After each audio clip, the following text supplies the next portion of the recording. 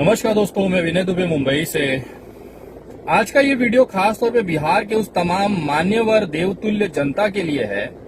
मैं उनसे पूछना चाहता हूं कि अगर थोड़ी सी भी इंसानियत या शर्म बची हो तो चुल्लू भर पानी लीजिए और उसमें डूब मरिए। क्योंकि जब आपको महाराष्ट्र में, गुजरात में कुत्तों की तरह मार के भगाया जा रहा था, तब एक आदमी आपके लिए आवाज उठा रहा था, लड़ रहा था।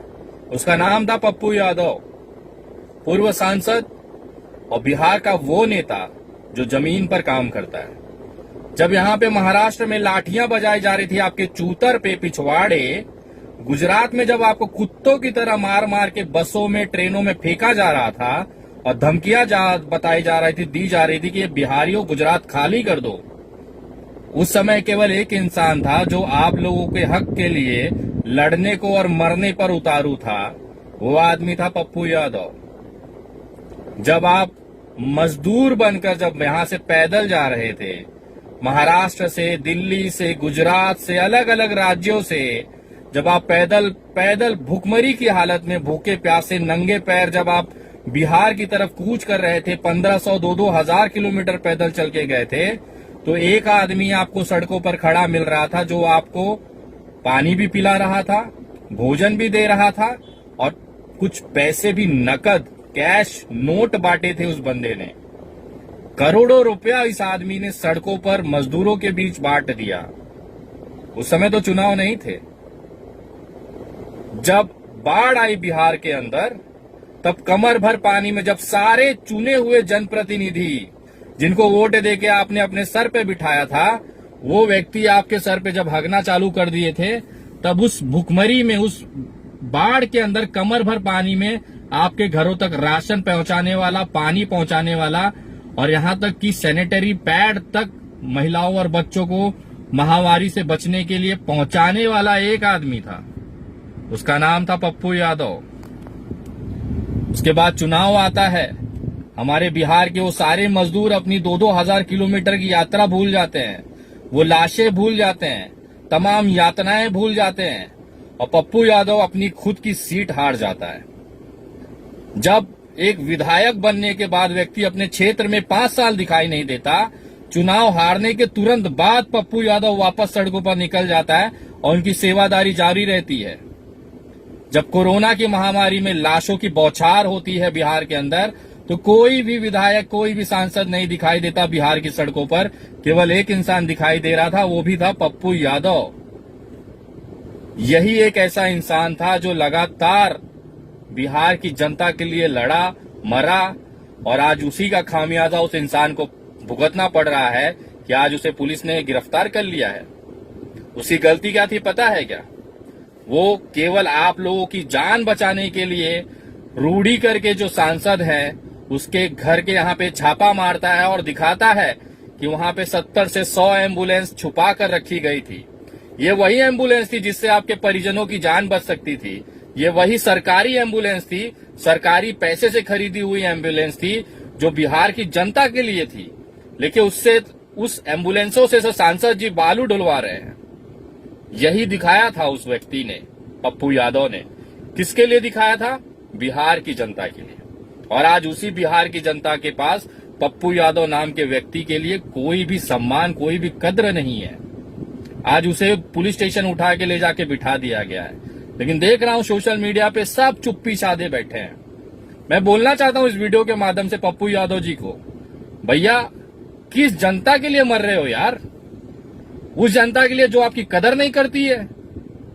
किसके लिए अपनी जान दांव पे लगा रहे हो? जो खुद आपका नहीं है, जिसके मुंह पे आपने निवाला डाला। आपके कार्यकर्ता दिन रात वहां पे लंगर लगा रहे हैं अस्पतालों में। आप वार्डों में, कोरोना वार्ड में परिजन नहीं जाता है। जिसका कोई परिवार का सदस्य वहां पे भर्ती होता है ना, वो परिवार का सदस्य देखने नहीं जाता है।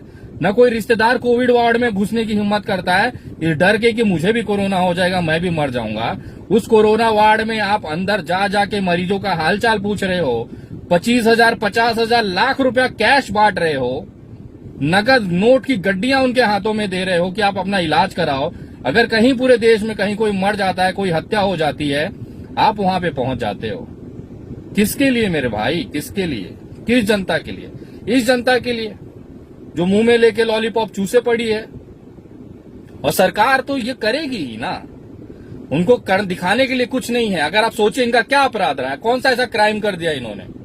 जब क्रिमिनल थे, जब पप्पू यादव दबंग व्यक्ति था, तब कोई कुत्ता उनके सामने खड़ा नहीं होता था। आज वो इंसान साधु बन गया है, अपना सारा पिछला जो उनका इतिहास है वो खत्म करके एक अच्छा इंसान बनने की कोशिश कर रहा है, दिन रात जनता के बीच में मर रहा है जाकर, तो उसे गिरफ्तार कर लिया जाता है। मुझे उस पुलिस वालों पे तरस आता है कि हिम्मत कहां से आती है यार। आपके अंदर इंसान नहीं है, आपके घर पे बच्चे नहीं है क्या? ये इंसान किसी के बच्चों की जान ही तो बचा रहा है, ये इंसान किसी को ऑक्सीजन ही तो दे रहा है, ये इंसान किसी की जान बचाने के लिए एम्बुलेंसों की तो मांग कर रहा है। किसके लिए कर रहा है? पुलिस वालों के बच्चे नहीं जाते हैं क्या एम्बुलेंस से? उनको ऑक्सीजन की जरूरत नहीं पड़ती है? जिन भी अधिकारियों ने कार्रवाई की है, मैं पूछना चाहता हूं, घर जाइएगा, अपनी पत्नी से आंख मिलाइए, अपने बच्चों से आंख मिलाइएगा और बोलिएगा हमने अपराधी पप्पू यादव को गिरफ्तार किया है, और मुझे गर्व है इस चीज का। अगर थोड़ी भी शर्म बची होगी, बिहार की जनता को मैं बोलना चाहता हूं, अगर थोड़ी भी शर्म बची होगी तो इस इंसान का साथ दीजिए। इसको किसी की जरूरत नहीं है। ये आज भी, अभी भी फोन पे बात हुई, बोला विनय भाई हम कर लेंगे जो भी है, लेकिन मुझे समझ में नहीं आ रहा है आप किसके लिए कर रहे हो। ये आदमी के पास क्या उद्देश्य है? चुनाव लड़ना, ये हार गया, उसके बाद जब 5 साल बाद चुनाव आना, इस समय तो कोई विधानसभा कोई लोकसभा भी नहीं है। किस लिए कर रहा है ये इंसान? करोड़ों रुपया मजदूरों को बांट दिया, चुनाव के बाद लगातार करोड़ों रुपया खर्चा करके ये ऑक्सीजन बांट रहा है, लंगर लगा रहा है, खाना खिला रहा है। किसके लिए खिला रहा है मेरे भाई? और बिहार सरकार से बोलना चाहता हूं कि अगर आज पप्पू यादव को रिहा नहीं किया गया, बाइज्जत उस व्यक्ति को, इस मानवता, इस इंसानियत की मूर्ति को अगर आपने आज रिहा नहीं किया ना, तो आप जेलों के दरवाजे खोलिए। विनय दुबे कल पटना पहुंचेगा और अपने तमाम कार्यकर्ताओं के साथ पहुंचेगा, उठा के जेल में डाल दीजिए। मैं तोड़ता हूं धारा 188, उखाड़ लीजिए विनय दुबे का। देखना है मुझे आपकी जेलों में कितनी ताकत है, कितने लोगों को आप जेल में डालते हैं।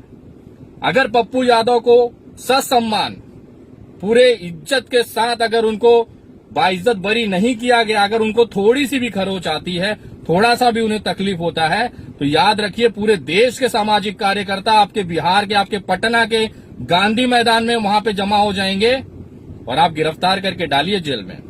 और मैं कोई धमकी नहीं देता हूं, मैं बाकायदा आपको ईमेल भेज रहा हूं डीजीपी साहब, आपको बाकायदा ईमेल कर रहा हूं सीएम साहब। अगर आज शाम तक पप्पू यादव को रिहा नहीं किया गया तो याद रखिए आपकी जेलें कम पड़ जाएंगी। इतने कार्यकर्ता हम आपके साथ में, जेल हम खुद अरेस्ट होना चाहते हैं, आप गिरफ्तार करिए।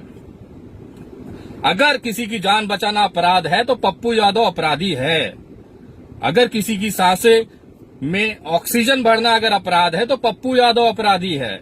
अगर किसी की जान बचाने के लिए एम्बुलेंस की मांग करना और उसके लिए आवाज उठाना अगर अपराध है तो पप्पू यादव देश का सबसे बड़ा अपराधी है। और मुझे ऐसे अपराधी पे गर्व है, और ऐसा अपराध हम सब रोज करते हैं और करते रहेंगे। पप्पू यादव भैया आप बिंदास रहिए। अगर बिहार की जनता को शर्म नहीं है तो इसका मतलब ऐसा नहीं है कि देश आपके साथ नहीं है। हम जैसे तमाम सामाजिक कार्यकर्ता, पूरा देश आपके साथ है। मुझे शर्म आती है बिहार के उन लोगों पर जो अभी भी चुप्पी साधे बैठे हैं। आपका जान बचाने वाला नेता आपके साथ है, जमीन पे लड़ रहा है, उसके लिए इस तरह की बेरुखी अच्छी नहीं है। अगर अभी भी थोड़ी शर्म हो तो आवाज उठाइए, नहीं तो हम तो हैं ही, डंका लगा देंगे इस सरकार की। वो शायद भूल गए हैं, हम सामाजिक कार्यकर्ता हैं साहब। संविधान के दायरे में रहकर, संविधान के नियमों का पालन करते हुए हम संविधान की शपथ लेकर सरकारों की धज्जियां उड़ा देते हैं और वो कुछ नहीं कर पाती है, क्योंकि देश संविधान से चलेगा। पप्पू यादव जी को जल्द से जल्द रिहा किया जाए, वरना अपनी जेलों के दरवाजे खोलिए। विनय दुबे आ रहा है पटना, और करिए गिरफ्तार। कितनों को करोगे गिरफ्तार, हम भी देखना चाहते हैं। अब लड़ाई आर्या पार की, किसी की जान बचाना गुनाह हो गया इस देश में। शर्म आनी चाहिए बिहार सरकार। चोर वहां दिल्ली में बैठा है, उस भड़वे को गिरफ्तार करने की औकात नहीं है, और आप गिरफ्तार उसको करोगे जो लोगों की जान बचा रहा है। तो चलिए अब यही सही, आ रहे हैं हम भी मैदान में, उखाड़ लीजिए जो उखाड़ सकते हैं। जय हिंद, जय महाराष्ट्र।